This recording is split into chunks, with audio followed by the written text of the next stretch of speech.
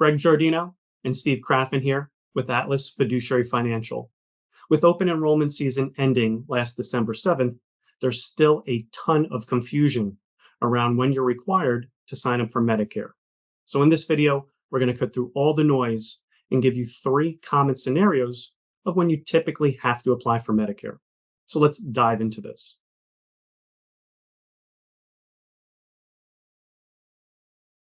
And so you have to be careful with Medicare, because if you don't do the right thing, you can actually be penalized and have higher Medicare premiums for the rest of your life, surprisingly. And for each year that you miss signing up and you should have signed up, it's actually a 10% increase in the premium. And like we said, for the rest of your life. So if you miss it by 2 years, well, guess what? You're paying 20% more forever, which is that could really be impactful. And so here's one common scenario. You're turning 65, you are retired, and you're covered by your spouse's plan. Okay. And this is important. If your spouse is part of a group plan and the group plan includes more than 20 employees or more, you actually don't have to enroll in Medicare. Surprisingly, you don't have to enroll in Medicare Part B. Part A, you typically signed up with automatically, but Part A, you don't pay for anyway. It's Part B. That's the concern. You'd have to sign up for Part B. Otherwise, if this group plan did not have 20 or more employees, you have to sign up for Part B. And so you can actually stay in your spouse's plan until they retire. And once they do retire, you have to actually, you're going to drop that and you have to sign up for Medicare Part B. This is probably one of the most common scenarios that we see. So oftentimes someone will just turn age 65 and they don't plan on retiring until age 68 or age 70, and their group plan covers 20 or more employees. So a lot of the clients we work with, they'll be employed here in New Jersey by the state university. They may be an executive at, let's say, Verizon or Becton Dickinson, a very large company. They have 20 or more. As Steve said in the earlier slide, do you have to enroll in Medicare? No.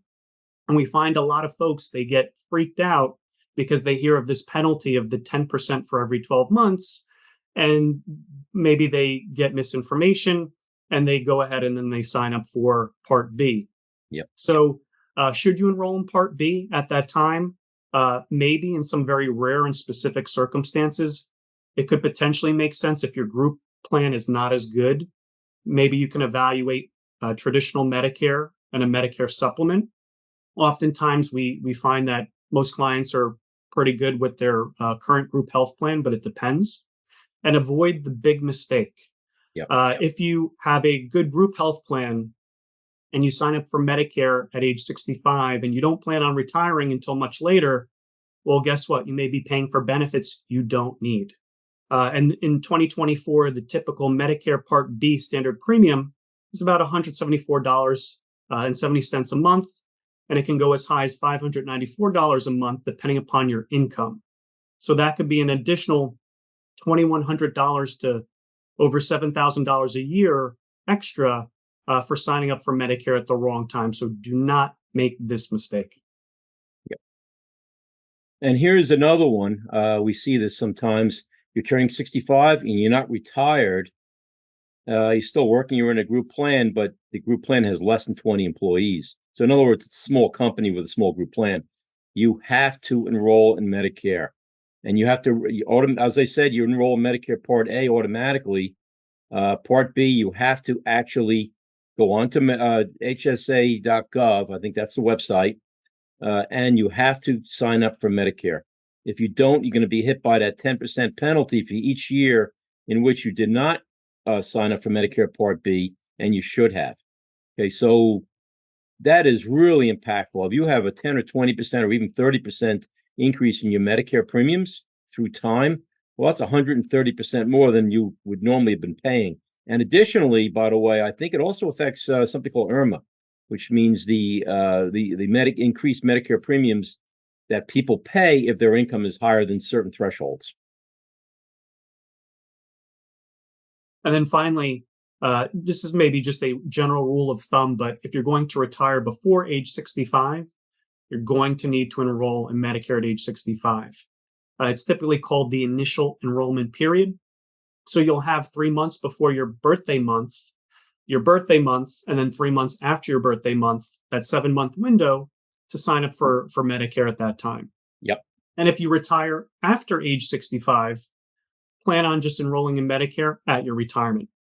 This And is I want to something called, mention oops, here sorry. also that if you wait a month or two to after your birth date, you're still in the Medicare sign-up period, but the actual coverage is not going to begin for I guess a month or so after you actually sign up. So if you have expenses, by the way, that healthcare expenses, you could actually end up having to pay for those. So you got to make sure you sign up. You're really best off signing up before your birthday. No, that's a great point, Steve. And just to piggyback that, for those that do plan on retiring after age 65, they have what's called a special enrollment period. And that's typically 8 months after you either separate from service or your group health plan ends, whichever comes first. So a little bit of a different nuance there. And I think the take home point in today's video is really just plan ahead. Determine if you have access to a group health benefit plan in retirement. And for those that might have worked in the state university or for a big company, you may be able to keep that in retirement. So that would be important and help with your decision. Yeah. For those that aren't that lucky, that don't have a group health insurance benefit they can take with them, well, you may need to supplement Medicare because Medicare doesn't pick up every single expense. In that case, you may need a Medicare supplement plan or a Medicare Advantage plan. Now, we won't go into specifics today, but there's differences between the two. And depending upon how you'd like to pay for your premiums, one may make sense over the other. And finally, make sure you run these expenses in your retirement projection. Yep. Not only what the anticipated Medicare Part B, Part D cost, and any IRMA costs or Medicare supplements, but also any non-reimbursed medical expenses. It's really important that you have an understanding in your projections of what that might look like. Which is something we always do, by the way. We always incorporate these numbers in our projections when we run these types of analysis for our clients. It's super important. And the great thing about working with our firm is that we have a Medicare resource. We work very closely with a company called I-65 that can actually create a customized Medicare plan for you. And what we could do is we could take your prescriptions, your medications that you take. They can work up a plan to make sure that the supplement plan you pick, if that's the right choice, covers all of your medications. So that's a nice feature of working with us. Yep. And by the way, we pay for that for our clients. Unless you want to need specific advice, you'd have to pay. But we pay for a really solid overall advice through that resource.